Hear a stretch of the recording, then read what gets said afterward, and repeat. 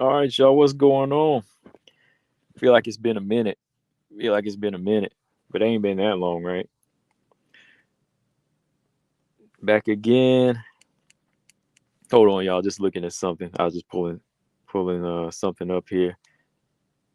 All right, so we back, man, and I want to just talk about some of these fights, all of these fights from UFC, right? Just kind of want to give my thoughts on them. Give you my post-fight thoughts all in one live stream this time because, like I said, I've been kind of busy, but I was going to jump on right after the card yesterday, man, but I didn't have any time.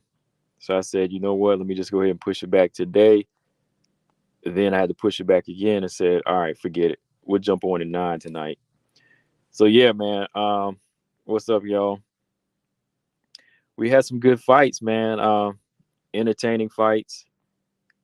But man, it's really, really starting to look like what I'm saying is, you know, not a fact, but there's some weight to it, man. Some of these straw weights coming in, they're still a little bit green. Some of these straw weights are still a little bit green for the UFC.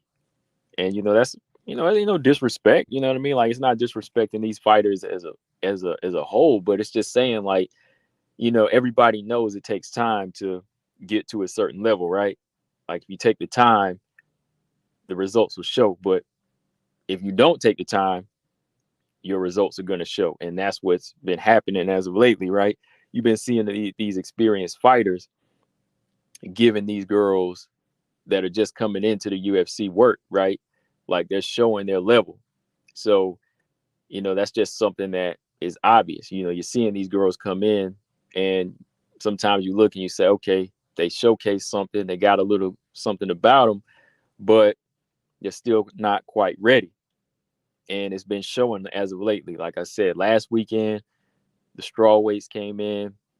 These newcomers are coming in.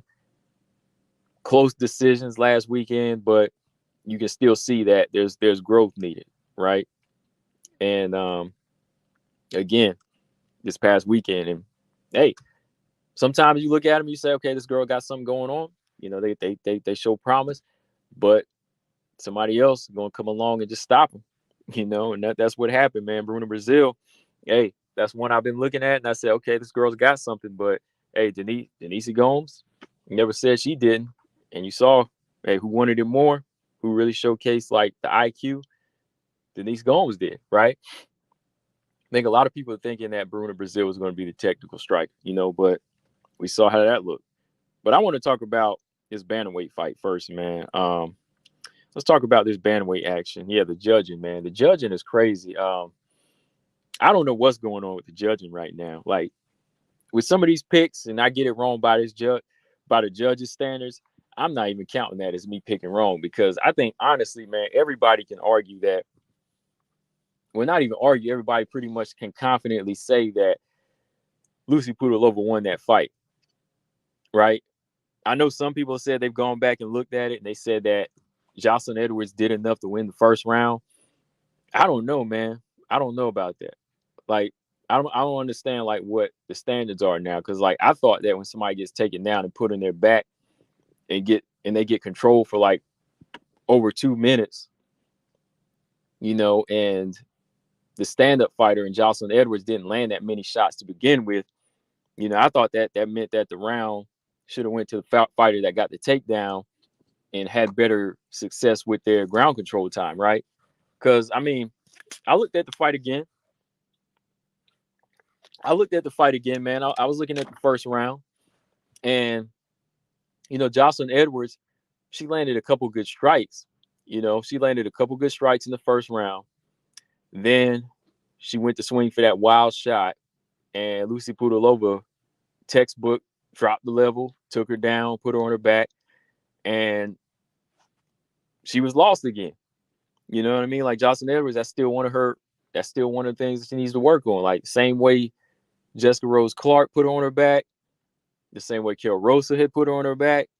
You know, that's the same thing Lucy Pudilova was doing, and she was having success with it. Like this was going on for like the majority of the round. Like it really made it look like Lucy Pudilova was doing she wasn't doing a lot of damage the first round, but she was controlling Jocelyn Edwards. And to me, that ground control time was effective the first round.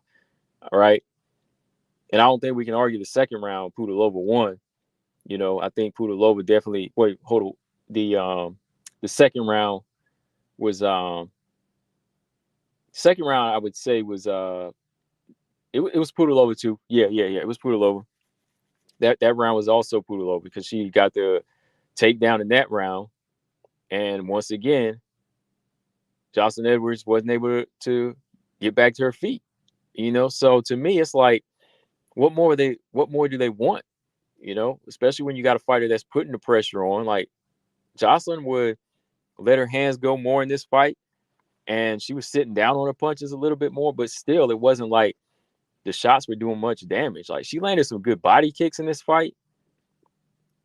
Some good leg kicks too. But the minute she would get into her groove, or like a striking groove, Pudilova would take her down. And she got the full mount at one point and landed some good ground and pound, and almost got her back at a point in the fight, right? But that last round, I would definitely say that was Jocelyn Edwards, right? When she was pretty much, just outpointing Pudilova at that point. But to me, that was a little too late. She was kind of doing like Calvillo was doing in her fight, where she was starting a little too late, right? Trying to, outpoint in the third round. That's not going to work. Like when you get into the third round and you're behind, you got to go for broke. You got to close the show. Like the fight is about over here. And Jocelyn Edwards was starting like she was just getting into a groove in the third round. Like she started landing more. So what she was doing in third was what she should have been doing in the first round, to me. And I thought it was clearly 29-28. I don't know what the judges were looking at in this one. But when that scorecard was read, I was like, there's something going on with these judges, man. There's something really going on right now where they do not either they're just not competent, or something going on behind the scenes where people are betting they're here and they need this fighter to win. I don't know what's going on. Like some type of politics situation might be going on, but then again, I don't know. I think it kind of leans more towards incompetence, because we've seen it one too many times where some of the judges are not really paying attention to these WMMA fights, right? We've seen that in the past, like 2 or 3 years ago. Andrea Lee and Macy Barber. Not Andrea Lee and Macy Barber, excuse me. Andrea Lee and Lauren Murphy, that fight. Andrea Lee and Lauren Murphy, that was one of the fights where, it was stated that one of the judges was not even paying attention to the fight, right? And, everybody kind of saw that fight as a clear victory. It had a lot of action in it. There were some close moments, but the victory should have went to the person landing more kicks and punches, not just punches, So you had a judge on that fight card, I think, called that fight wrong. And then there was another fight on that card. I can't remember what it was, but maybe it's not even just like the judge is not paying attention to the women's fights, because it's going on with the men fights too. Like, what was the last fight that was considered a robbery for men? I know it was like a couple cards ago. I can't remember. What was that fight? It was another one for men now, like the men. Even like I said with the Macy Miranda fight, I thought that fight with Miranda Maverick, I don't know what the judge was looking at in that fight as well. I just don't understand, like, when do they look at ground control time as being effective, and when is it not? Like, because if that's the case, like if they're just looking at certain types of ground control as not being effective, they might as well let the referee stand them up, because you're just going to say, okay, this is not doing anything. There's no action here. This person's not doing anything of significance, so I'm going to stand them back up, reset them. I don't know. Not the Michelle Waterson fight. I said men fight. The Gastelum fight. I think that's the one I'm talking about. The The Sandhagen fight. Sandhagen fight, man. I don't know how one judge gave. How did they give what's his name? Cheeto. How did they give him a round? How did they give him a card? That was ridiculous, man. I mean, Corey Sandhagen was winning just about every single round in that fight, pretty much. He was sweeping your man. And they had the nerve to make that a split decision. I was like, what were they watching? Like, do they fill these scorecards out before it started? Like, what was he doing? You know? And to me, this was just another one. Like, the strike numbers, okay, you might say Jocelyn Edwards landed a few more, but like, what type of effectiveness were those strikes that you're counting compared to somebody that's controlling you throughout the fight and drowning you in these rounds? Like, that's much more effective work to me. And that's coming from somebody that enjoys striking, a boxing fan. Like, I'm calling it down the middle. Like, I don't judge it based off of fighting style. Like, if I see somebody drowning somebody, hey, that means they're winning the fight, right? Because I've seen Jocelyn Edwards be in this situation so many times, and this was no different. She just won one round in this fight to me. I don't know, man. I mean, we can argue about what needs to be done with some of these judges. Like, they could go to school on it, or they can just hire recently retired fighters, former fighters. They can hire trainers, and they can hire, the referees. Like, how many referees have done it? Like, has Herb Dean ever been a judge? I'm trying to think. Like, has some of these guys ever been judged before? Well, even some of the referees, they need to go back to school too. So let's just say we need to get some competent people. we need to get some like former fighters that can actually say what's effective and what's not. That's what it comes down to, really, right? Yeah, man. Marcus said one of those judges was thinking about, yeah. That was like, I think, the Andrea Lee Lauren Murphy fight. Like, one of the judges was talking on the phone or talking to somebody, not even really paying attention to the fight. And I think, one of the commentators at the time had said, like, I think one of the judges wasn't even like watching the fight, So that's kind of like same situation here. Like, I think sometimes these fighters are taking their eyes off the fight. The same as like we do. Like, hey, we're not actually judging the fight. So if we make a mistake, fine. We'll go back and watch it and say, oh, okay, I missed this. I might say that sometime. Oh, I missed that part. Or, I might have overlooked that part. Right? Some of y'all had to do that. So we can make that mistake. But judges, no, you got to keep your eyes on the fight the whole time. You put your phone up, put your food up, all of that. Don't be talking to anybody else. You're supposed to just be focused on that fight. Don't take your eyes off the fight at all. And the way it looks with how the scorecards come out, sometimes, if you really think about it, that might be what they're doing. Because they might have seen, okay, Jocelyn Edwards have some moments in the first round, and then after that, they like overlook something else. They start looking somewhere else. They're distracted, talking or something on their phone. Then they come back and say, oh, well, Pudilova's not doing much here. She's just like following her around or something. Or they're saying, oh, how long was that takedown? I don't know. She didn't really do much with it. So they give it to this person. I don't know. Just bad judging all around. Robot Chicken said Rashad Evans and Laura Sanko would be good judges, in my opinion. Yeah, I mean, people like that, that you got that are in there that are good analysts, and you hear them call the fight, and you actually hear how they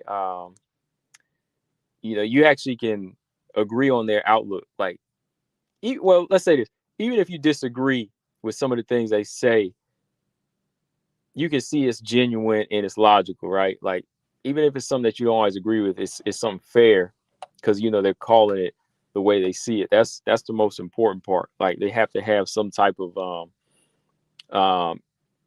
background in fighting, and hours and hours and hours of just watching MMA matches, all kind of mixed martial arts matches, and understanding the rules to a T. And I think everybody's definition of significant strike or ground control time is different, but I think they got to come together at some point and all have to have the same type of understanding. to get the right messages. Same as like a fighter and a trainer. Like a fighter has to understand what he means by assertiveness. You know, it might mean something else to some fighters and how they bring it forth. You know, when you work with a certain trainer. Stray says, still say judging should be done post fight. Take the time and get it right. Right.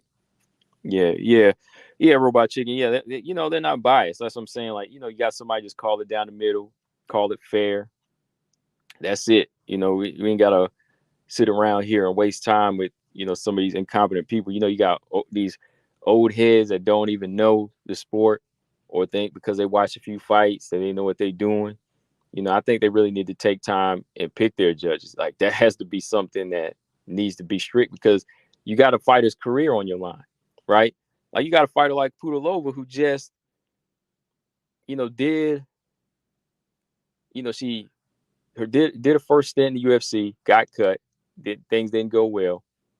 So she works on her game, you know, goes to another organization, and she works hard enough to come back into the UFC. You know, gets a victory, and last night thought she got a victory. What happened? Got it taken away from her. And I'm just being honest, man. I was like, I literally said this was over. I was like, oh, Jocelyn Edwards, she did it again. She lost, you know, because she was just getting taken down at will.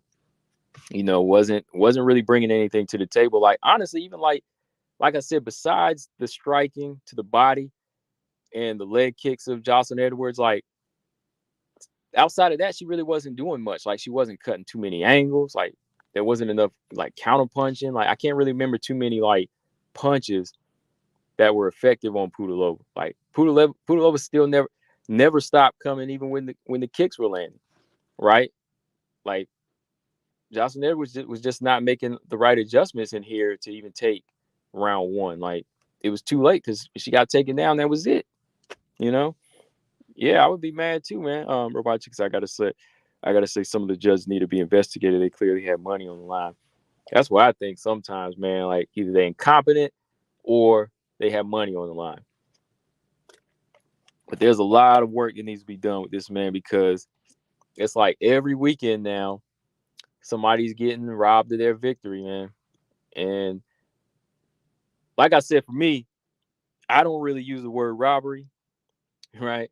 I don't really use the word robbery, but as of lately, like I've clearly been seeing some fights that, you know, fighters are not doing enough, but they're getting the victory now. You know, I don't get it.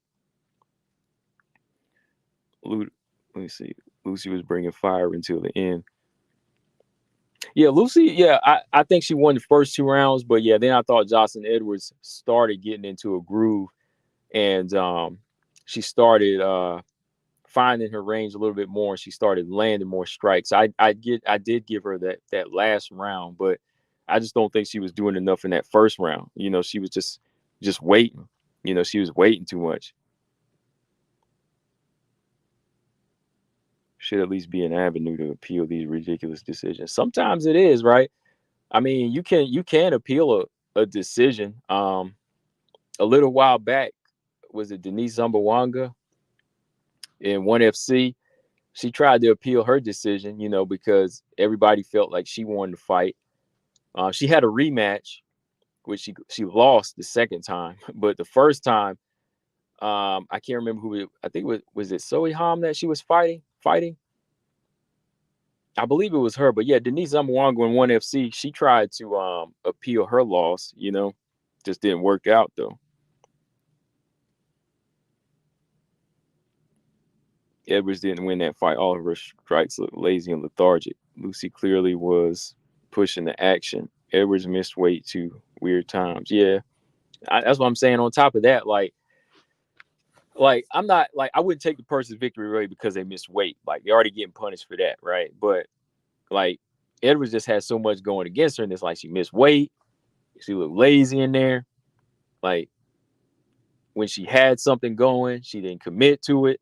Just a lot of things, man. Just a lot of things like makes you say, wow, like what did she do to get this victory? She didn't do enough, in my opinion. But we'll see. We'll see what goes on from here, man. Like I wonder if Pudilova will try to appeal this thing. Very rarely will it get turned around though. Shout out to Marcus. I think he mentioned that. I remember that situation before with Tanya Evinger and Yana Kunitskaya in their first fight. I believe it was like, what was it, like an up kick or something?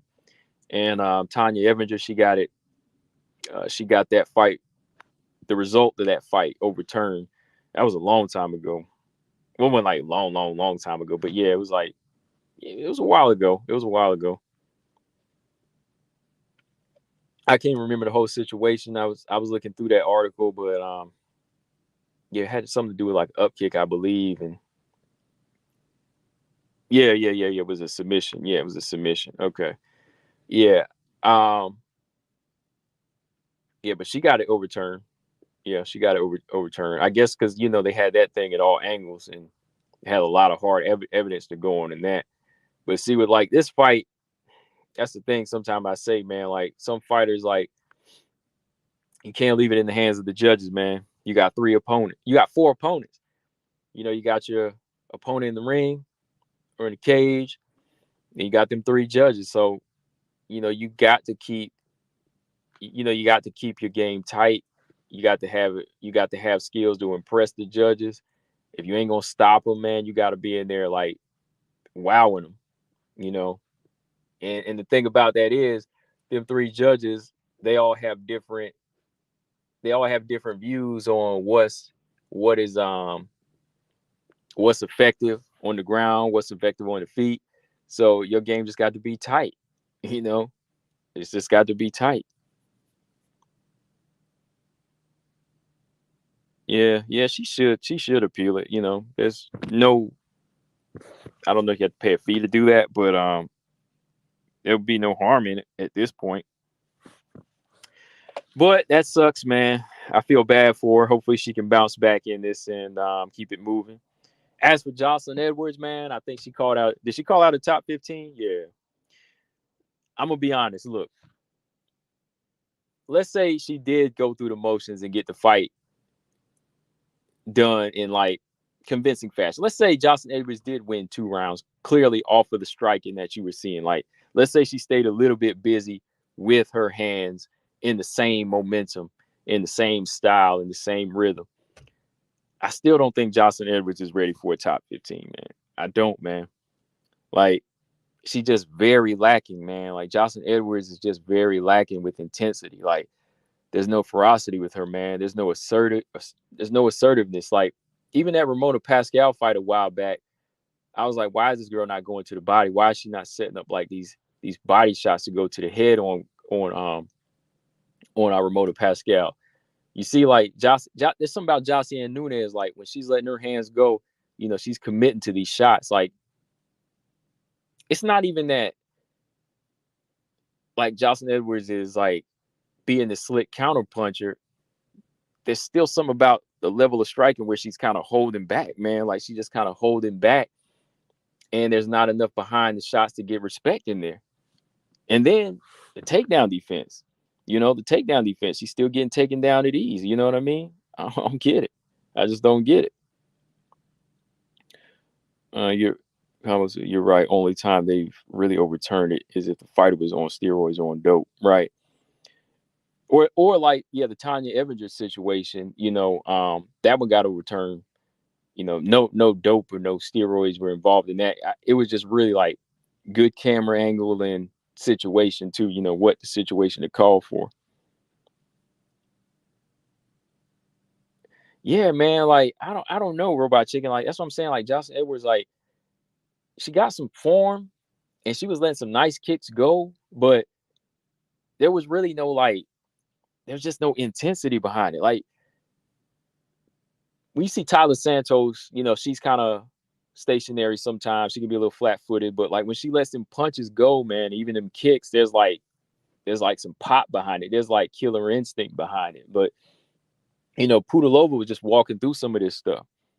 She caught Pudilova to the body a few times, and I was like, okay, Jocelyn, let's see what she do from here. Like, is she gonna let her hand? Like, is she gonna let the hands go now, or is she gonna let more body kicks go? Right? But she didn't follow up. She didn't follow up. So eventually Pudilova said, okay, I'm gonna just take this girl down,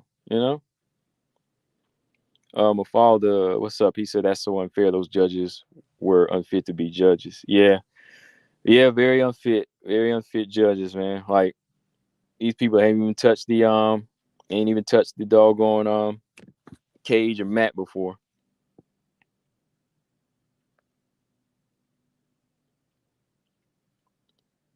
Like he said, Lucy didn't do enough ground and pound. She should have went ham on top. Yeah, she didn't do a lot of ground and pound in the beginning, but she got in some good ground and pound, and she had some good ground control time on top. You know what I mean? You know, I thought she got some good top control in. I mean, at the same time, Jocelyn Edwards wasn't doing anything. So if you're on the bottom and you're not doing anything, I'm going to favor the person that's controlling you on top, right? The person that is getting in some control. Now, if Jocelyn Edwards was maybe fighting back, if Jocelyn Edwards was maybe fighting back on her back or something like that, maybe we could argue the rounds. You know what I mean? Like if Jocelyn Edwards actually landed some elbows off her back or something, doing some damage, okay, we could probably say that. But if she just laying there getting drowned as Pudilova was transitioning into from side control to full mount and just bodying her, there's really no reason to say Jocelyn Edwards could have won that round, right? Like first round, I don't see her winning that round. Like I just didn't see it. Shrey said Edwards wants top 15. Yeah, I don't see that happen. I don't see her beating too many fighters in the top 15 because even like say if she came across a veteran like Miesha Tate, Miesha Tate would probably walk through her strikes, and as a hardcore grappler, Miesha Tate going to say, "Oh, I can take her best punches, so all I got to do is take her down and drown her." Because even Jessica Rose Clark drowned her. Jessica Rose Clark said, "Hey, Jessica Rose Clark be boxing a lot. Jessica Rose Clark like to box. She liked to strike, but that night when she fought Jocelyn Edwards, boy, she just took her down and laid on her. I remember. I know Marcus Bell. You remember that fight, right? Because I think we were talking about it, man. Like nothing really. We were just talking about how boring it was because Jesse just went in there and just laid on Kit. Not Carol Rosa did that too, but she actually laying the ground and pound on Jocelyn Edwards. But when Jessica Rose Clark fought her, like round after round, she just laid on Jocelyn Edwards. So that was kind of like the same situation. Like Jessica Rose Clark didn't do anything outside of like laying on Jocelyn Edwards either, So they gave her the rounds. Like, what was the difference here? You know? Well, yeah, you say the judges don't like laying prey. Well, yeah, that's the perfect example I brought up right there. Like Jessica Rose Clark took her down constantly and just laid on top of her. Edwards didn't do much. Edwards stuffed maybe like one takedown. What did she stuff maybe like one or two takedowns, and then still accepted a couple of these positions and got taken down on her back, right? Because they don't score. They don't really score like defending the takedown now. Like I think that should be like, well, if you're able to reverse it, yeah, but like if you don't do anything with it, that's just defense, right? Stray said just should go back to BKFC. She'd be fun. Yeah, she'd be fun over there. Like, yeah, I like her, but yeah, competing on a high level in the UFC is kind of hard to say like how far she would go now. She's been seeing so much downtime. Um, what about Zara Farron for Edwards? I would actually favor Zara Farron dos Santos in that fight because I think she can hit a little bit harder, but I don't know with her too, man. Like she just don't commit. Like some of these fighters, they just kind of let their foot off the gas too much. And I hate when people will use the excuse say, "Oh, well, you ain't in there." But I know, I know for sure what you're supposed to do. You ain't supposed to be taking your foot off the gas in the middle of a firefight, or if somebody's coming at you. Because I'll tell you that even in a street fight, like if somebody's coming at you, you better be in killer instinct mode, right? you know, same goes when you're in there. I know like the fighting rules are different when you street fight somebody versus being in the cage, but it's still kill or be killed as far as mentality and getting your respect in there. So my thing is like when I see somebody that's not letting go and just sitting back, I'm gonna say, "Oh, Well, this person doesn't have a killer instinct, you know? And the reason that they're getting walked all over, they're getting taken down with ease is because, they're not earning that respect in there. And if that was the case with Jocelyn Edwards, we wouldn't be having this argument right now, debate saying, okay, did she deserve this decision or not?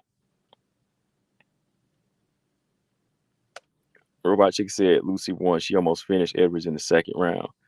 Yeah, like I don't know how bad she was hurt, but yeah, the referee, he was looking close. He was looking close when she started letting them elbows go. And I think if she had started earlier, she probably would have got her out of there. But yeah. Stamina said Jessica Rose Clark was fighting to keep her job. That was out of character even for her. Yeah, she was on it that night. She said, "Hey, I'm wrestling tonight because this girl can't wrestle. I got to get this victory." She was just bouncing back too. Let's see how. You know what? Let's do Jocelyn Edwards versus Haley Cohen next. No, Haley Cohen's already got an opponent. I don't think she's ready for a top 15 though. Yeah, Stray said give her Chelsea Chandler next. That's what I said too. I was saying that earlier. I said I think that Chelsea would be a good fight, or Jocelyn. Now, if she fight Jocelyn now, she got to be on her game. She's got to be on her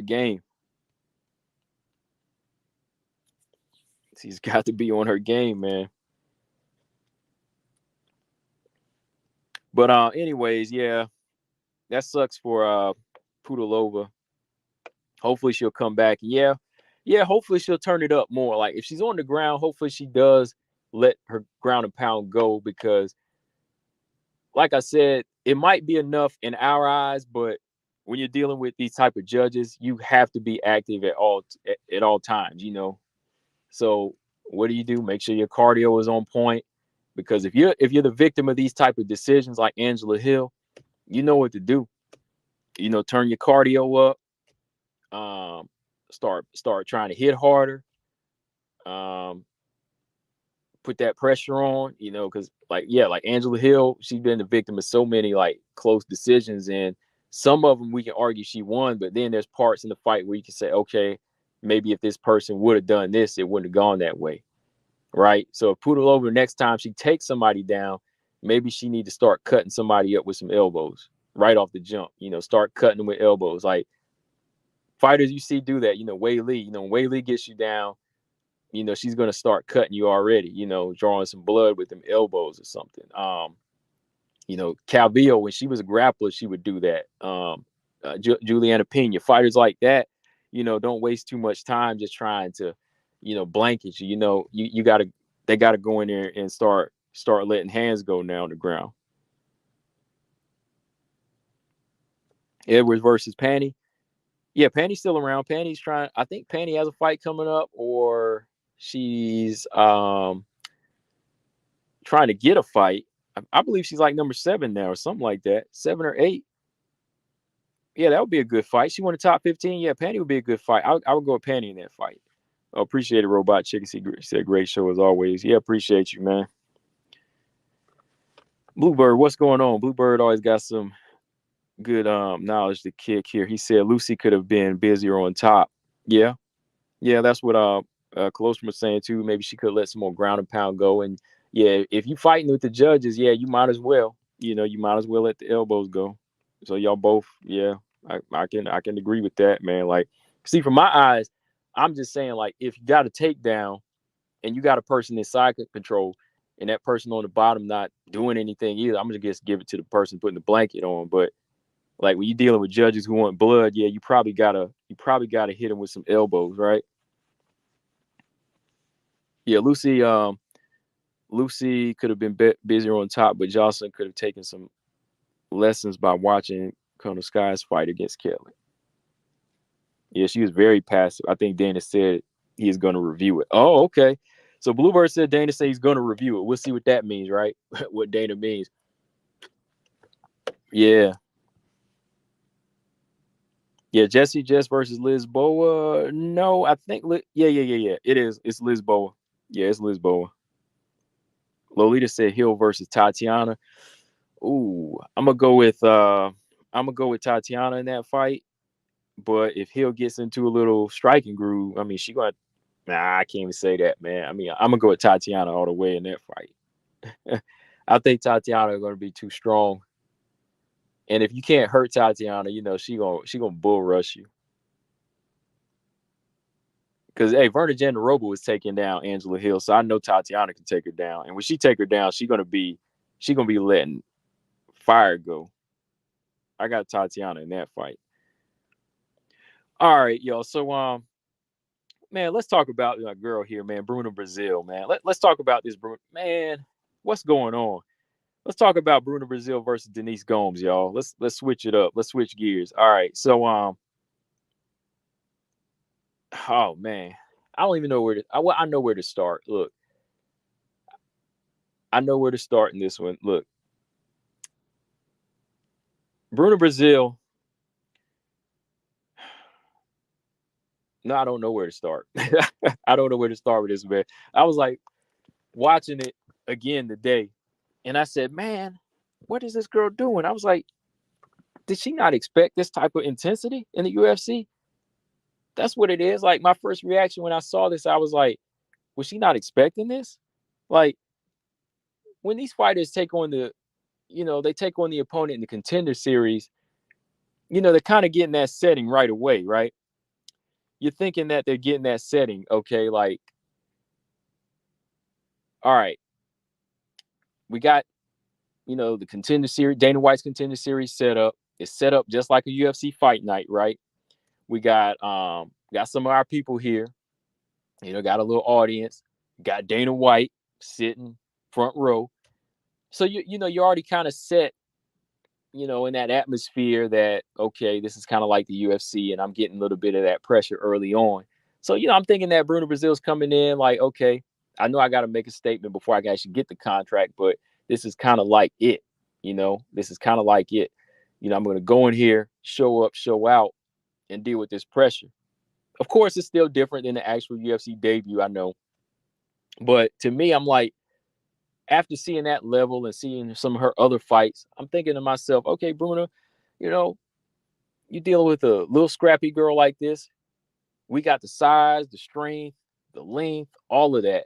Because Bruna Brazil's not Bruna Brazil's not this little puny, tall, strawweight. The girl's got some size to her, right?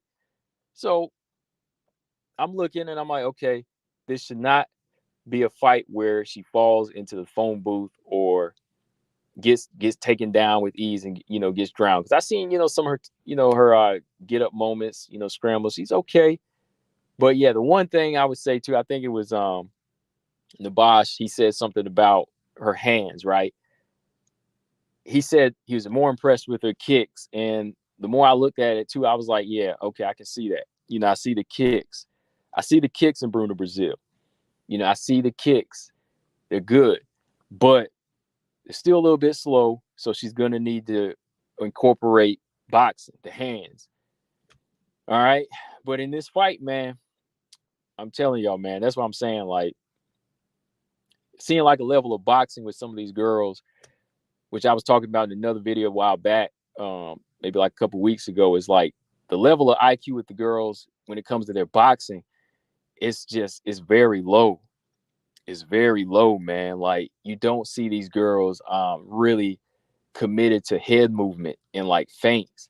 Like, you ain't got to be like this pure boxer in there, but you just got to take like little things like Grasso. Now, when you really look at what she's doing, Rose, Valentina, just those little things that you incorporate into your stand-up game as far as your timing and your feints, you have to take that into this world of MMA. Like, you don't take the flat-footed approach. No, you don't take the same way you tuck your elbows and the way you throw your punches and turn them over fully, but just the little things like feinting and lateral movement, taking your head off the line. Those basic things you got to take into the sport of MMA from boxing.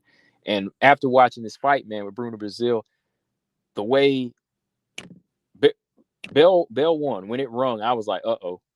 Because I was looking at the way her form was, like her head was just like on the line and she was just standing tall and her chin was wide out. Her chin was wide open, man. It was like hands down, back straight, good posture, good posture for a model or something, right? Because the way she had her back straight, but she got her hands down, and it's like she's looking relaxed, looking for these big kicks. So right away, I'm like thinking to myself, you're dealing with a pressure fighter like Denise Gomes.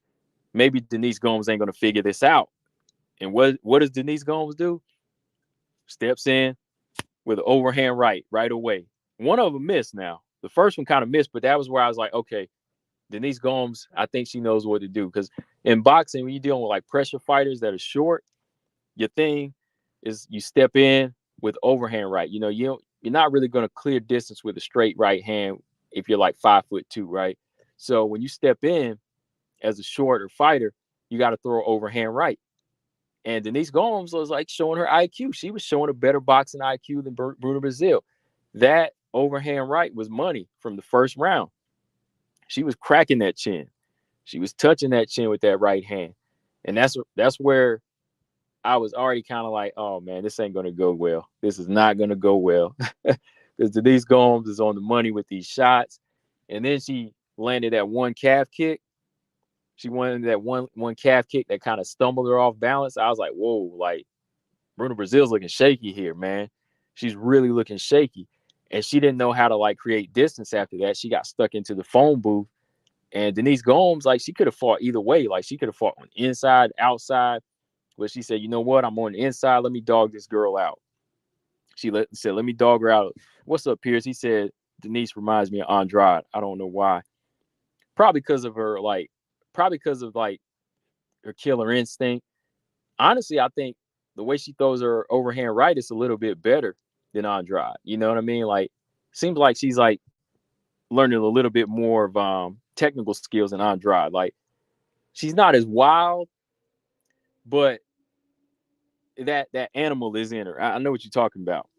Yeah, Stray said no doggone jab. No jab, man. Like that's another thing. I was like, these girls they're learning like how to throw kicks and they're being like kick boxers, but they're not learning like the pure boxing jab. Like they're not learning any of that pure stuff, like, just good straight punches like a boxer. And when I saw that first round when she couldn't get anything off, like no jabs or anything like that, I was like, this ain't gonna go well. Because you got to use that jab to keep that short fighter on the outside, right? You got to use that jab to keep the short fighter on the outside. And I think she landed like one left hook. Bruno Brazil did, but that wasn't enough because Denise Gomes was not stopping, And going into that second round, man, that overhand right was finding money. And again, with no boxing IQ here, Bruno Brazil was never thinking about, okay, maybe if I keep my left hand up, or if I tuck my chin, or if I step around at an angle instead of stepping straight back, maybe she might miss. Like that was never on her mind. Like might have been cold feet too, because she was looking a little bit free, like she was freezing up in there. But I think it was just kind of a mixture of, well, I won't say like cold feet in this point. I think it was just a mixture of not really having a good boxing background and just lack of a hand game too. Lack of a good hand game, because she threw this one wild spin kick too. It looked like she was looking for a big knockout again, but that wasn't coming this time, baby. That was not coming. So when it came down to it, Denise Gomes, she was doing the work like all around, and that two-piece she landed to get the knockdown was on point. She had left hook body, overhand right, and your girl went down, man. I was like, oh boy, she's down. And just started eating them shots, and I was like, oh boy, yeah, the referee might as well stop this thing, man, because she's not offering anything else here, man. So yeah, man. Yeah, she was throwing more karate kicks, Piers. Yeah, like karate, like taekwondo kicks, like, and that's the thing, like, Rose comes from that taekwondo background, but she's got a good boxing IQ too, man. Like Rose, she knows how to throw those windmill kicks and high kicks, but she'll go right back to like good boxing movement, like on the balls of her feet, and then like stepping side to side.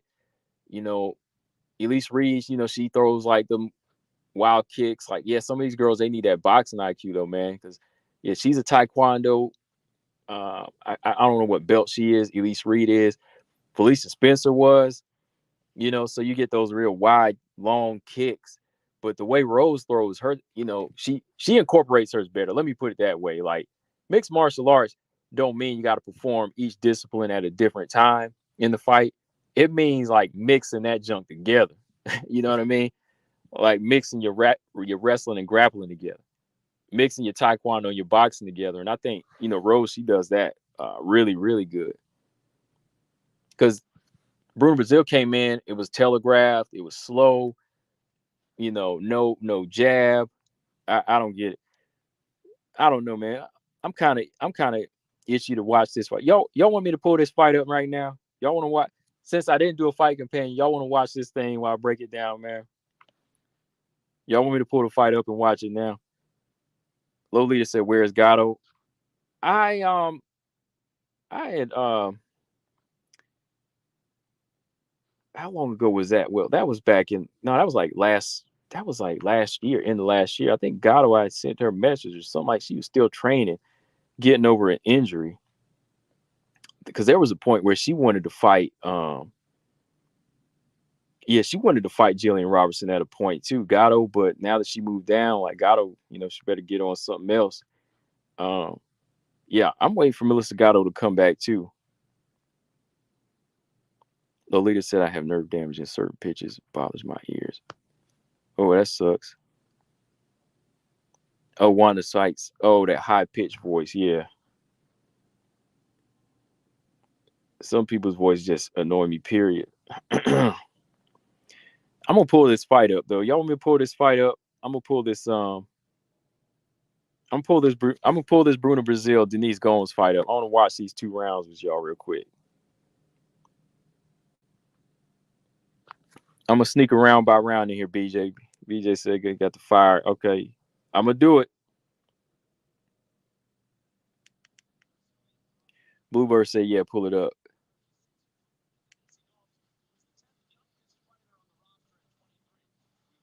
Yeah. Gabby said Brazil kind of stands like Alex P. Yeah. That's how I should have seen the knockout coming in, because I know when I saw which fight was it? The Izzy fight. Yeah. The Izzy fight. There was something about Izzy's stand-up game that was making me think that he might get knocked out this time.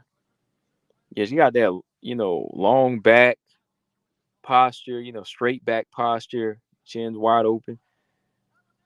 All right, Bluebird said, "Yeah, pull it up." Who do you want to see Denise Gomes fight next? Hold on. Who do you want to see Denise Gomes fight next? Who could she fight next? Emily Ducote's taking, right? That would be like a bloody fight. Denise Gomes versus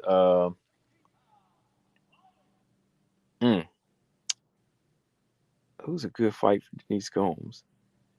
Oh, her and Yasmin. That would be a barn burner type of fight. Ooh, Velismus. Yeah, Denise Gomes versus Velismus. That's a good fight. I go with Denise Gomes in that fight. I'm sorry. Yeah, I think Denise Gomes beats Elise Reed too, honestly. Velismus, that would be an interesting fight as far as the foot movement, but I go with Denise Gomes. All right. I got this fight up, y'all. Let's take a look at it. All right, let's take a look at round 1. So right away, yeah, I'm looking at the stance. She got the wide, Bruno Brazil got the wide stance, hands down, kind of like Piers was saying, Taekwondo, for those long kicks, very relaxed, a little too relaxed. And you see Denise Gomes, she's more so bouncing on her feet. And, she's got kind of a high guard, not really like, she's not doing the peekaboo, but Denise Gomes got a high guard.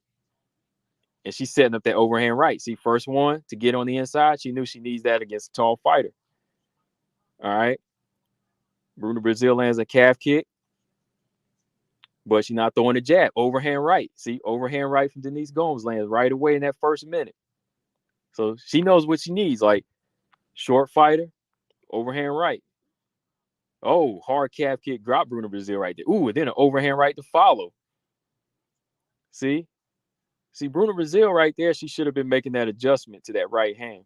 Now she in the phone booth, eating some hard right hands in the pocket in this clinch to the body.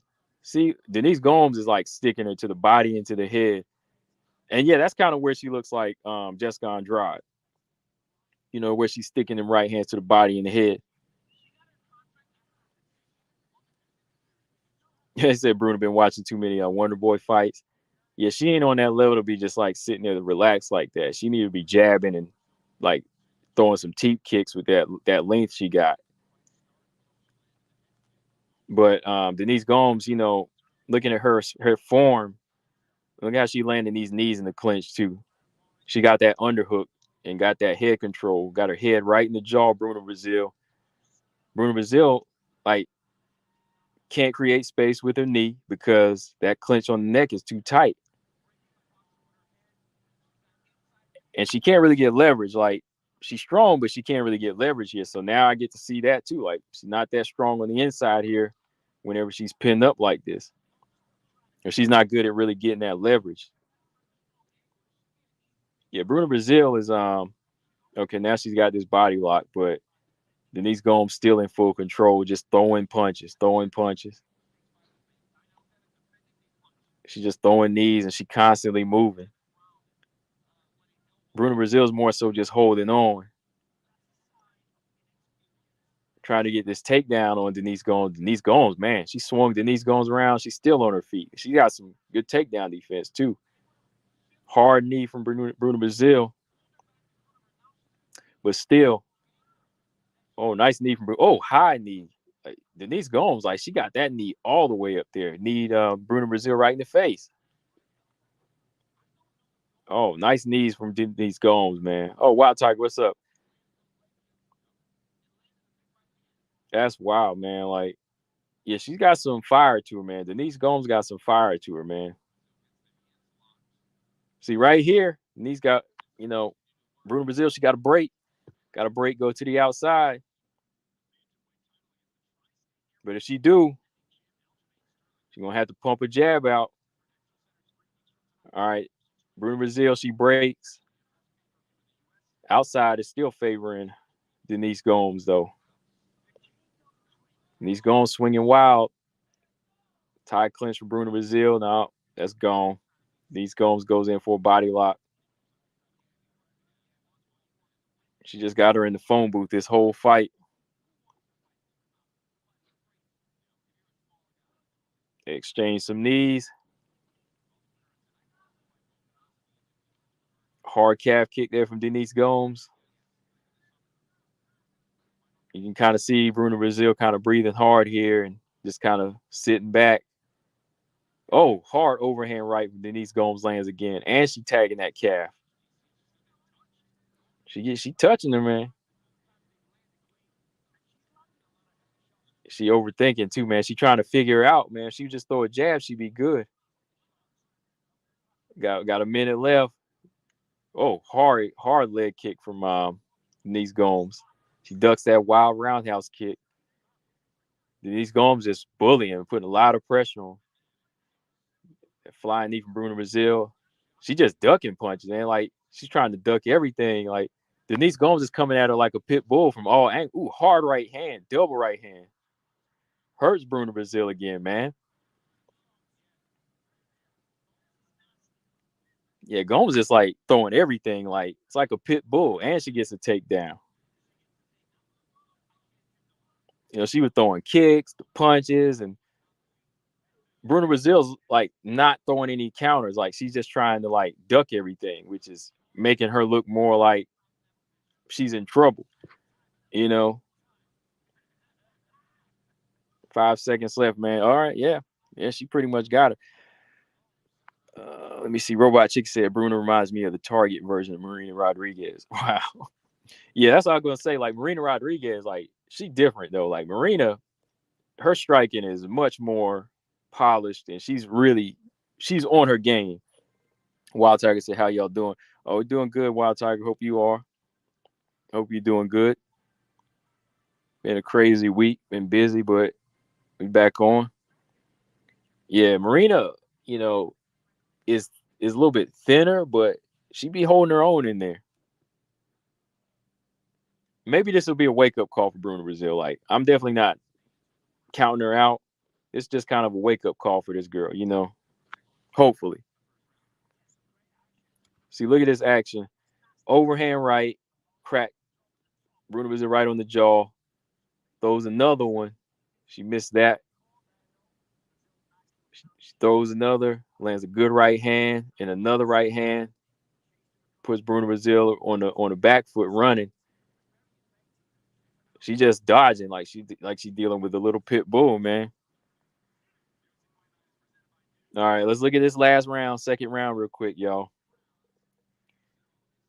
Bruno Brazil trying to step forward, inching forward, like she loading up her right hand, but Denise Gomes better boxing, blocks the right hand from Bruno Brazil. Good head movement from Denise Gomes. Denise Gomes steps in, misses that right hand, but she putting pressure on it. She's committed.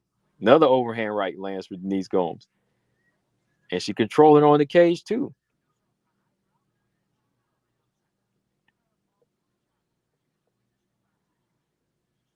Yeah, yeah. These pit bulls, they're not good style matchups. She needs somebody that's gonna stay on the outside and just try to strike. But like some of these girls that can box and then brawl, when they in her chest like this, it's gonna be some trouble. You know, Bruno Brazil with her size, you know, and that length, need to be moving more like Holly or somebody. You know, just because she's longer and lean, need to be moving more on her feet, not really flat footed. You know, don't be flat footed if you ain't gonna stay in your ground. You know, she got to be more elusive. You know, moving around with this reach and this height. Lolita said, "Where are the strawweight fights?" Uh, I'm watching ESPN Plus.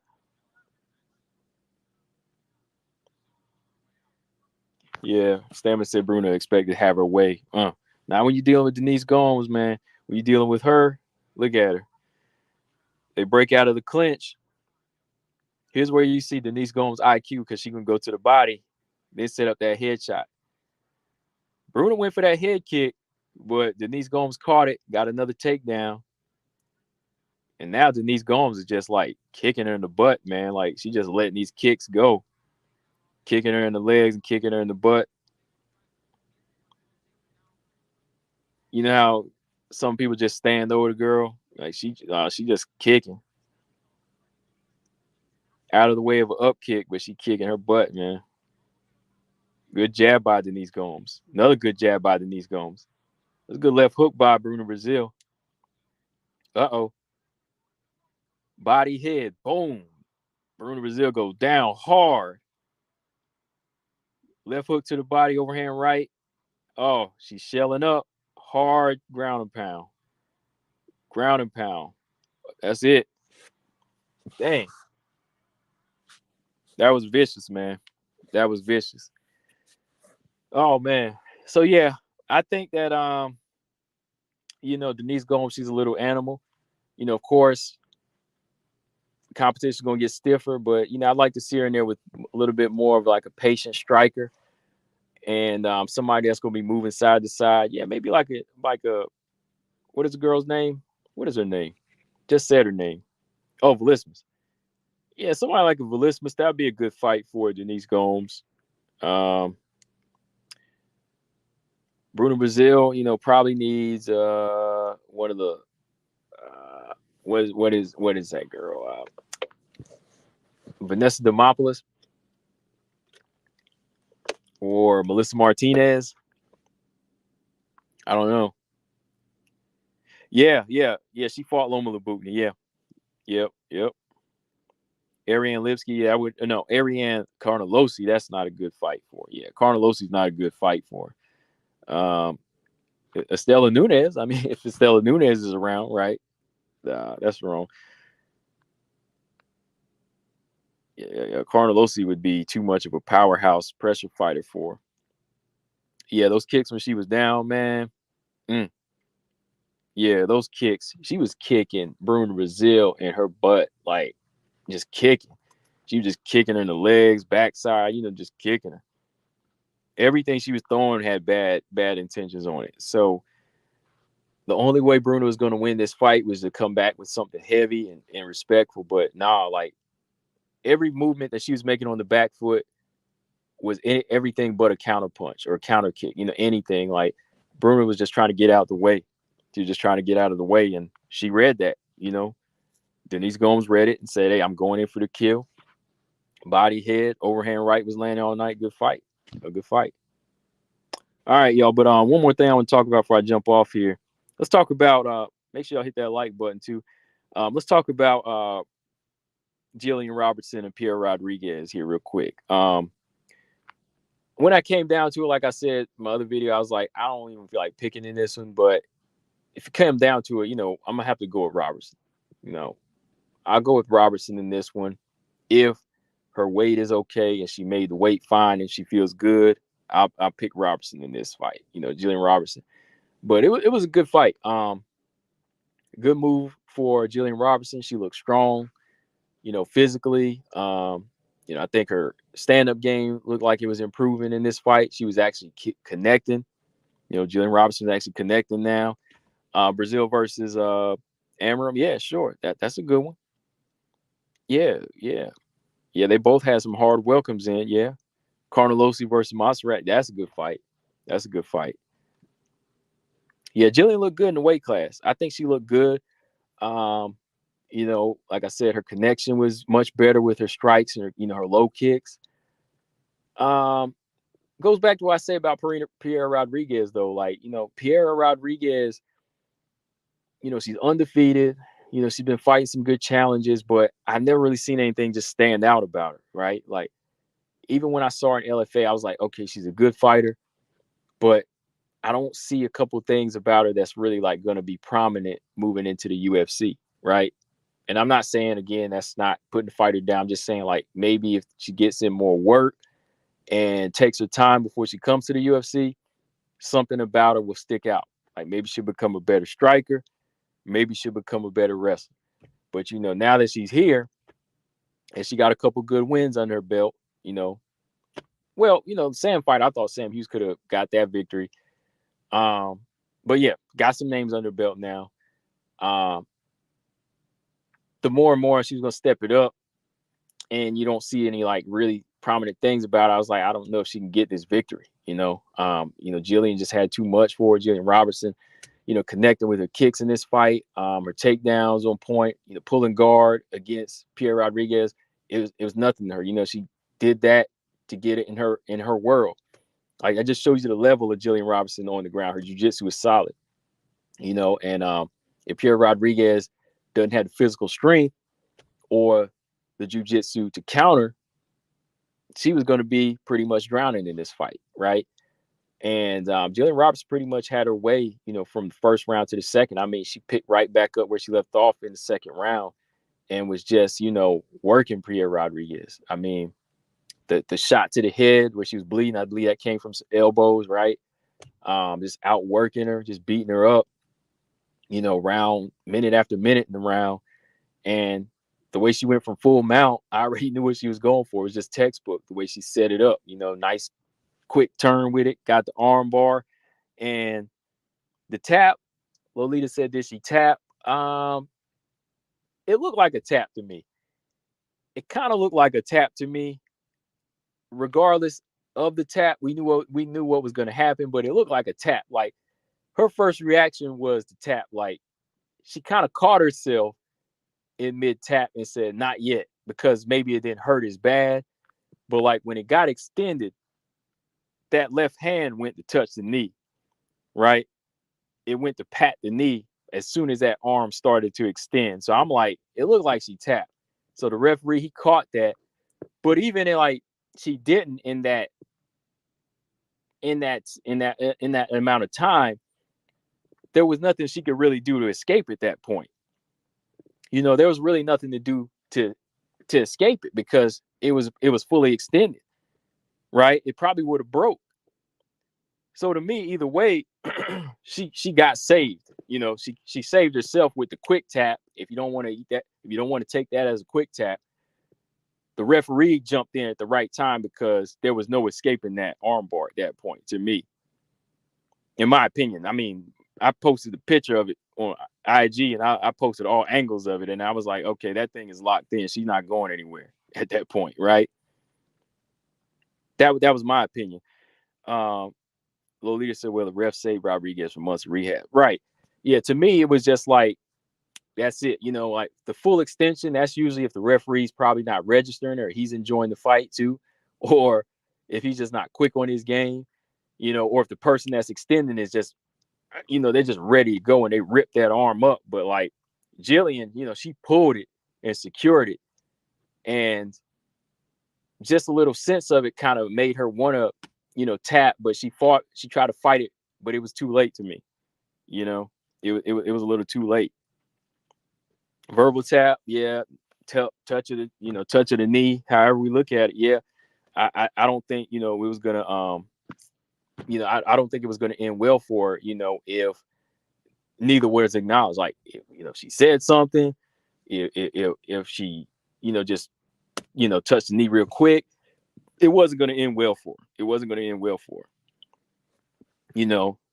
She'll come back. She'll come back. But in that point, she wasn't winning anyway. I know that has nothing to do with it, but the positions that she was in on the ground, she was never really fit to escape. And that was just the cherry on top right there. Jillian just made the quick transition and said, I'm done playing around. I'm going in for the kill here.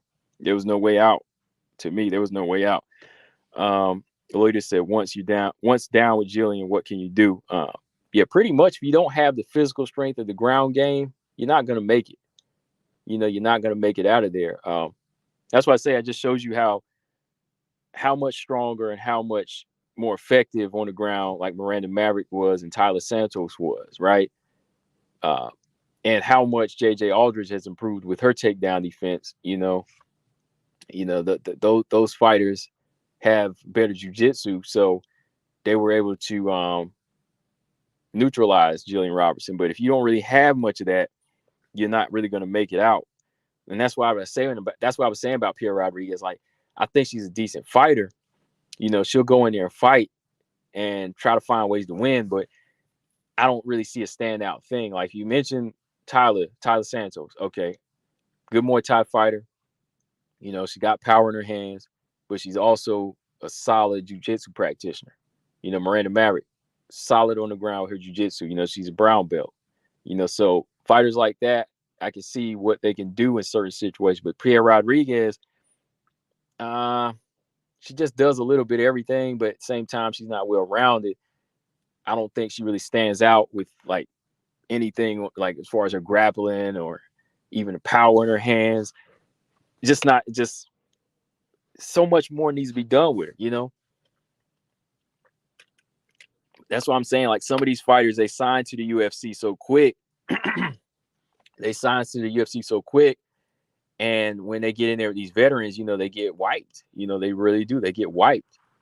I think sometimes it could take, it could take some doing to, just take some, it'd be nice to take some time, and just get in some more experience before you jump into the UFC so quick. Because this is another strawweight that, appeared to look a little green. I mean, yeah, maybe they can learn from it, but to me, in the long run, I think it'd be better to gain experience before you jump right in.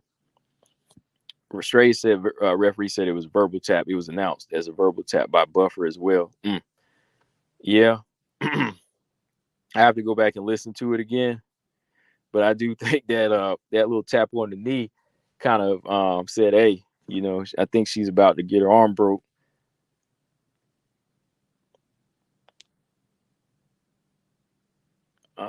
Bluebird said Pierre had been on a long winning streak and was bitter. Jillian was riding her like a pony through all those ground transitions. Yes, she was, man. Like Jillian was just having fun in there, man. Like she was just on her in every position, and Pierre Rodriguez was just like you said, she just undefeated and she hadn't been taken into these waters yet, like Jacqueline Amram. They got drowned. And she didn't take it very well. At least Jacqueline Amram, she took the loss. That's it. She took the loss. That's it. But I think, somebody like Pierre Rodriguez, the way she was getting owned, and she already had a couple victories, in the UFC, right? Already had a couple victories, Kay Hansen and Sam Hughes. She was probably a little bit more pissed off now that Jillian Robertson just came down to 115 and just started handling her like that. But you can't do that, man. You got to be prepared. You got to be prepared. Robertson was landing some good strikes. Yeah, she was landing some good kicks in this fight. I think her kicks and her punches were looking a little bit better, looking much better in this fight. Pierce said the problem with Robertson is her stand-up in every fight starts on the feet. I would love to see her against a good striker with good takedown defense. Yeah, who's a good one at that level right now? Like, who's a good one that she could fight right now? Pierce, like, who can she fight right now? In the strawweight division at the bottom that has good striking and takedown defense. Like, let's say if she moved up though, like I don't think I think she would have a hard time I don't think she could submit Marina Rodriguez. Like, I think Marina would probably still beat Jillian Robertson, but like, who's a fighter on the lower level that could do it or give her who could give her hell? Ashley Yoder, I don't think Ashley Yoder is pretty flexible though. That girl is pretty durable, man. Like, Ashley Yoder, she's hard to finish. That girl's like a rubber band or something, man. Let me see. Who's a good fighter at the bottom right now? Yeah, Angela Hill could be a good test. Yeah, Angela Hill's durable. Angela Hill, her footwork can be tricky. Her takedown defense is getting better, but Angela Hill's already got hers coming up, though. Angela Hill about to fight Mackenzie Dern. And if she beat Mackenzie Dern, that'll definitely tell you, yeah, she could probably handle it then.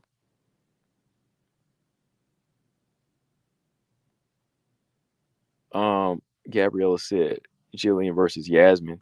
That's not a bad one. Yeah, she is calling out lower level fights too, right? Like, yeah, Jillian called out Tabitha Ricci next, right? In my opinion, man, I'm gonna be real. I don't really think that's a good fight for Jillian. Like, I think she should be calling for somebody bigger than that. Yeah. I meant for Robertson, Jillian Robertson. Yeah. I don't think I think Tabitha Ricci, that's a step down for Jillian Robertson to me. Like, Tabitha Ricci, she's still a little bit green. She's still trying to make her way in. To me, Jillian Robertson, I know this was her first fight at 115, but she's got a lot of experience. She's got a lot of experience. I think she should shoot higher. Yeah, Bluebird says she's ranked. Yeah, I know she's ranked, but to me, that might just be the path of least resistance. You know what I mean? Maybe she's just trying to get ranked now. So it's smart on that aspect, but I think she should shoot a little bit higher, man. I think if she really wants to test her skills now, if she believes in her ground game, I'd like to see her fight a little bit higher in the rankings. To me, maybe like 11 or 11 or 12 or something like that. Been in here for a minute. Yeah, Michelle Waterson. Hey, Michelle Waterson, that's a good one. Because technically Michelle Waterson beat Luana Pena, right? Michelle Waterson, for real, she still has a higher ranking, right? Like, she didn't lose her ranking to the Pinheiro fight, which, yeah, it's kind of weird, but I mean, it kind of tells you something too, right? So yeah, Michelle Waterson, that's a good one. That would be a good fight for her. Good striker, right? Fair takedown defense. That's a good one. Yeah, I think Michelle Waterson would be a good fight. Corey McKenna. No, Corey McKenna's unranked. I'm tired of unranked fight. I want to see, is Jillian Robertson like want to work her way up again, or is she ready to go ahead and get ranked fighters now? Yeah, Waterson's better than Corey McKenna. I think Corey McKenna, she's some of these fighters. I think they're just still a little too inexperienced for her and are kind of trying to find their own path. But for Jillian, I thought her whole move down was to say, okay, this is where I fit in, and I can pick up where I left off at this point. She's got a lot of fight experience in the UFC right now. So I'm thinking that maybe it's time she step it up and test it here at strawweight because she knows what she needs to work on. So it's time to test it at strawweight. So yeah, I think Michelle Waterson, that'd be a good name. Yes, that's definitely a good name for her. Michelle just got a new contract. Go in there and fight somebody like her.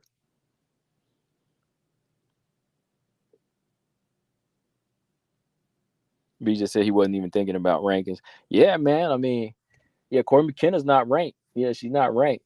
And that tells you what I think too with Ricci. Like, I forget Ricci's ranked sometime. You know what I mean? I forget she's ranked now, but she got that ranking off of the Panay fight. But that still tells you where I see as far as her experience level. So, Jillian want to go in there and fight her next. Yeah, okay. I can see that in a business standpoint of trying to get into the rankings. Yeah, that probably worked. But I mean, I just feeling like since she's been around so long and she's already got a lot of experience, I like to see her go ahead and step it up. But that's just me.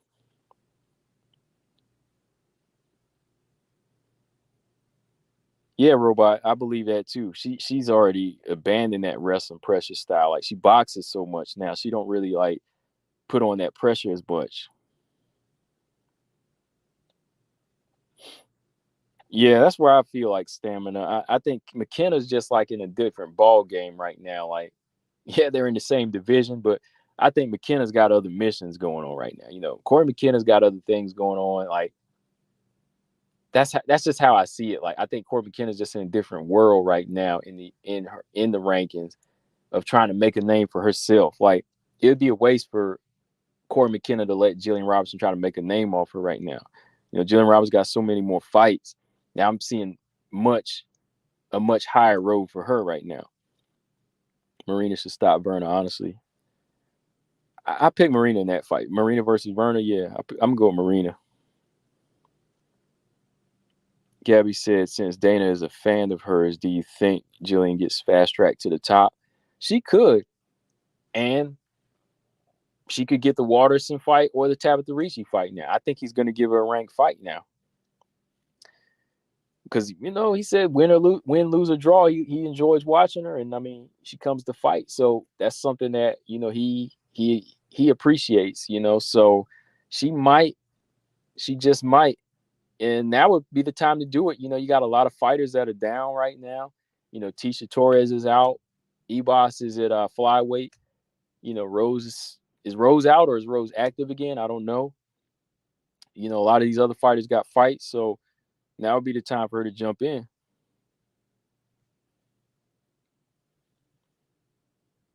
Yeah, I think at this point, yeah, Jillian deserves that ranked fighter. Like,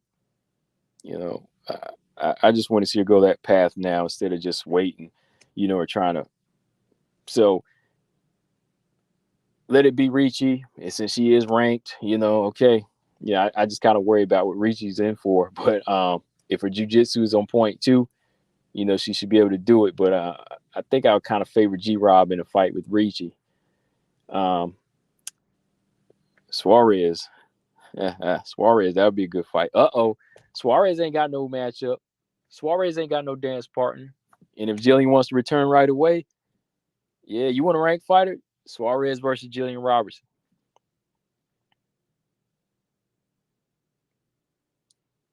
No easy matchmaking here. This is the UFC, right? So Suarez ain't got no dance partner. Jillian Robertson wants to come right back. That's what I'm talking about. Andrade versus Jillian? I'm gonna go with Andrade. I gotta go with Andrade. Yeah, if Ricci happens and she's calling for that, Dana, he'll probably acknowledge that since she did put on a spirited performance and won. And he appreciates her. He'll probably let her get that one. But I say Suarez versus Jillian Robertson, man. I mean, you really want to go for it? This is it right here. If you get Suarez out of the way, some of your troubles are over. You know what I mean? Go ahead and face the nightmare now. You know, if her skills are really on that level, there's nothing wrong with that fight, right? There's nothing wrong with that fight. He says Suarez is aiming for a top 10 right now. Let me see who's free right now. I mean, she's gonna have to wait because ain't nobody open for a top in the top 10 right now, right? Jan's taken, Jessica's taken, Verna's taken, Marina's taken, Tisha's out, Ebos is at 125. Carla's pregnant. That wouldn't happen anyway because Carla already did that. Is it Rose? That's the only one.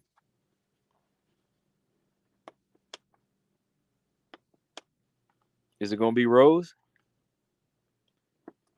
Would it be wise for Suarez to jump right back into the top 15 at strawweight, though? Like, that's what I'm thinking of. Like, would it be wise for her to go ahead and jump right back in against one of these dangerous girls and haven't fought at strawweight in like 4 years? Robot Chicken says she would hurt her. I mean, if Rose is open, then yeah, I'm game for that fight. You know, Suarez versus Rose is not a bad idea. I mean, she wants it as a fight she's been wanting. Why not?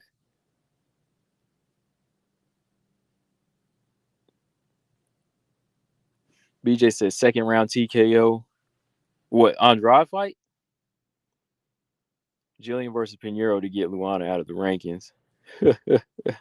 Jillian, yeah, let's do that. Let's do that.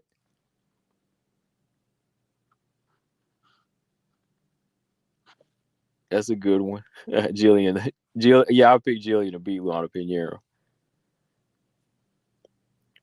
Suarez versus the loser of Andrade Yan, not bad. That's not a bad fight.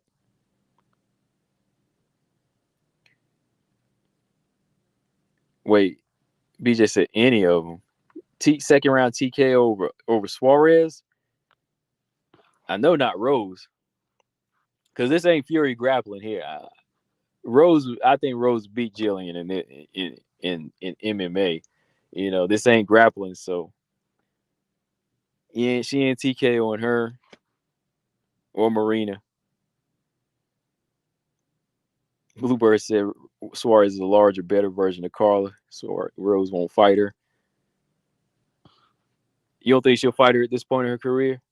I mean, Rose ain't ducked anybody in her career, though, right? Rose pretty much fought everybody. Excuse me. Well, she never did fight Claudia Gadelha, right? But I don't think that was a ducker. I mean, that just never happened. So, not every fight happens.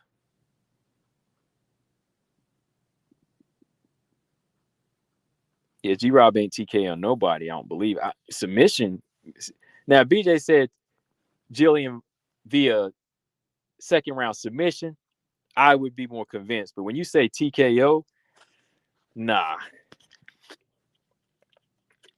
When you say Jillian TKOing somebody, nah. Like you said submission, I'll be more with you. I'm still disgusted after that fight with Rose had with Carla. So I'm a bit biased. Yeah. Rose has been on punishment for a while now, right? That was a bad fight. I expected so much more, but got so much less. All right. But yeah, I'm about to get up out of here. Oh yeah, what was it? So what do y'all think? Like, yeah, y'all were having this discussion. Like, I'll be quick for my thoughts. Like, what do y'all think of the level of Pierre Rodriguez? Like, so do y'all think she's y'all are using this word a can? Like, are y'all using the word can about Pierre Rodriguez? Like, what do y'all think? Is she a bad fighter? Is that y'all's take? Like, I just want to know because I'm gonna give my opinion, but I just want to know, like, are y'all downplaying Pierre Rodriguez now? Like, y'all think she's a bum?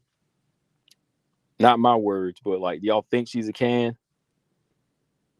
Because I mean, now you're kind of you're gonna be downplaying Jillian Robertson's victory, which to me, I thought that was a good win for Jillian Robertson. She fought a young, undefeated fighter coming into the division. Jillian Robertson coming down to a division. I thought that was a good test for her.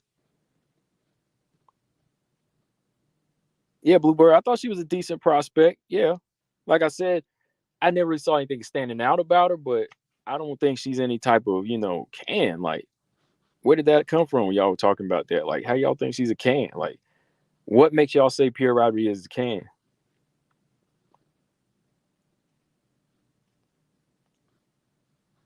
Pierre Rodriguez versus Yasmin. Yeah, I'll go with Yasmin in that fight. That's a good one though.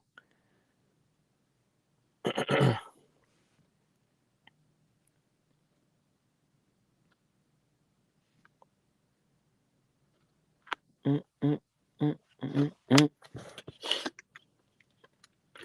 Yeah, but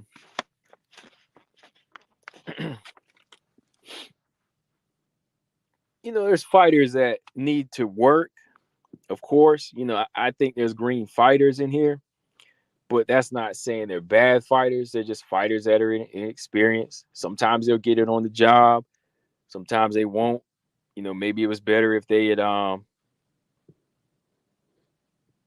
maybe it's better if they, take the time before getting into the UFC to get into work.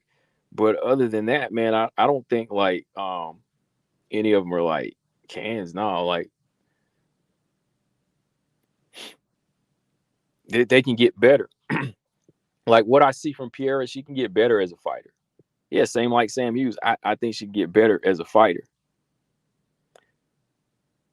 I think Pierre and Sam, they're kind of on that, they're about on that same level. And I think they can get better as fighters. They have that they have that drive about them. Well, I've seen him in Sam more because she's come back off of wins, losses, and she's gotten stronger. Pierre, we got to see though. She just lost first fight in the UFC. So, well, no, first loss, period. So we'll see what she does here. You said she might not be a bum, but she's not a threat to the top 15 at all. Her style won't give the top girls problems, in my opinion. No, not at all. Like, I never thought that either. Like, I've never thought that, you know.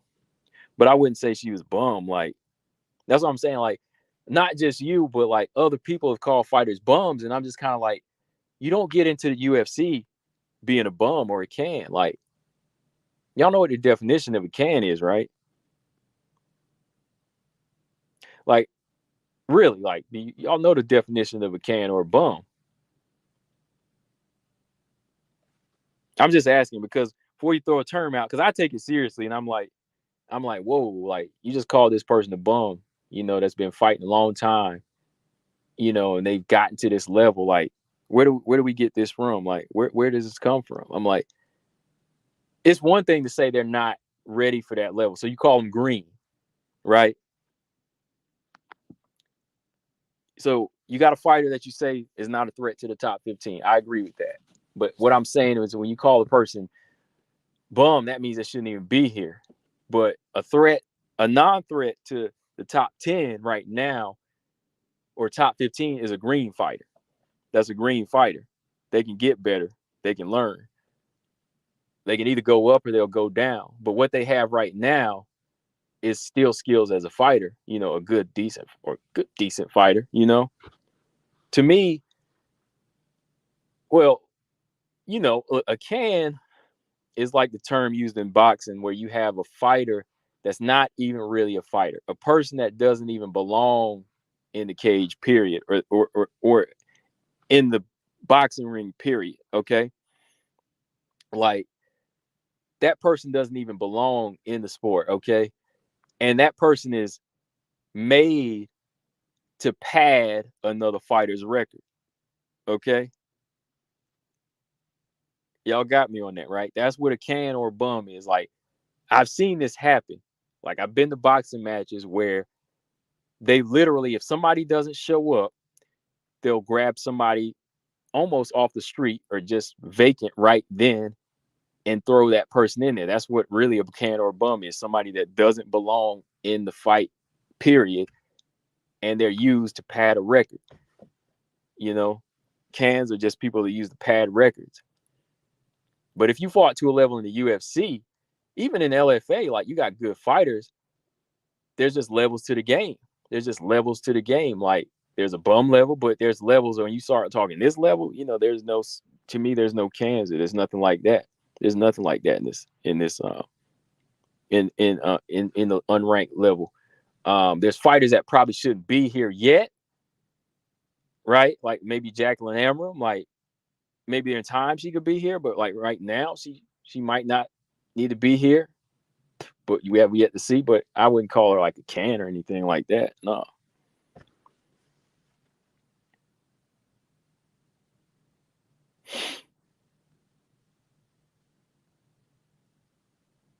Let's see, Danielle Wolf. I think you're getting it now. Yeah, because Danielle Wolf was a fighter that came in 0-0 in the UFC and didn't really have any background. Doesn't belong in that sport, right? Yeah. But when you got a fighter that's undefeated and they've already fought and they've got a nice little record of 9-0, to me, that's not a person that's a bum or anything. Like, because they're not a pat, they're not somebody used as a pat. Yeah, Stray said Gomes could be called a can of whooping. Yeah, that's true. That's true. Yeah, so I would say, yeah, Daniel Wolf, yeah, like that fighter has no record. According to Michaela Mayer, like doesn't really have like a medal in some situations. Like Michaela Mayer actually went on to say some things about her. Like, okay, maybe she's a seasoned boxer, but as far as being in MMA and being a representation for the UFC, no. But like Pierre Rodriguez, no, like that's a different story. That's a different story. Like any of those fighters, they're just like growing fighters and they're green fighters. But yeah, Danielle Wolf, no, like she don't need to be in there. Like, yeah, call her one, yeah. I mean, yeah, that's just what it is with that, though. Yeah, like, you call Danielle Wolf a can.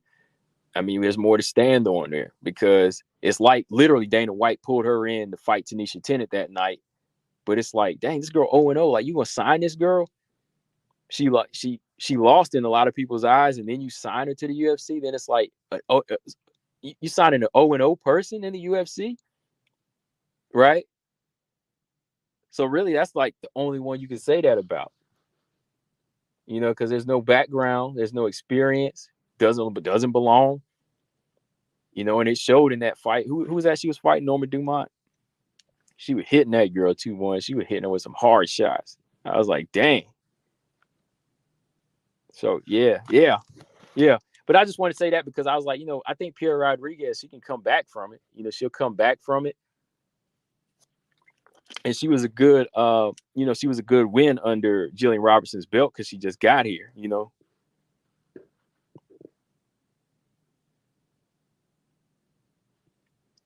Good old Can Marcus Belsig. Gabby said, I think she will be close to the rankings and maybe she can be ranked, but may not break into the top 10. Yeah.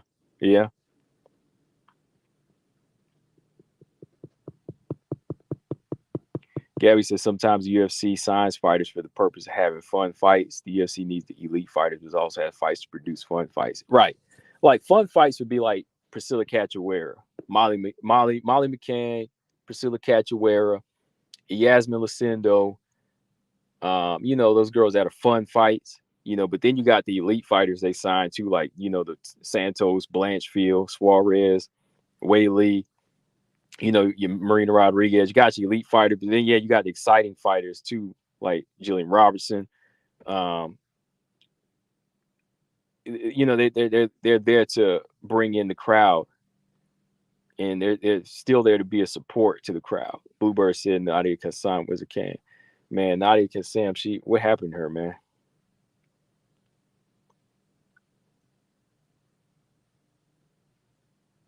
But yeah, good conversation. I'm about to get up out of here now. Yeah, because it's been a while since I felt like I did a live, right? So I just want to jump on and talk about these fights from last night, kind of go through them with y'all. Shout out to everybody in the chat. Good talk. Miss live, leave comments later. Hit that like button. And I'll try to jump on tomorrow. And talk about got some up and coming Invicta FC stuff going on. But yeah, make sure y'all hit that like and subscribe if you haven't. Combo Breaker 99. I am out. Subscribe. Peace.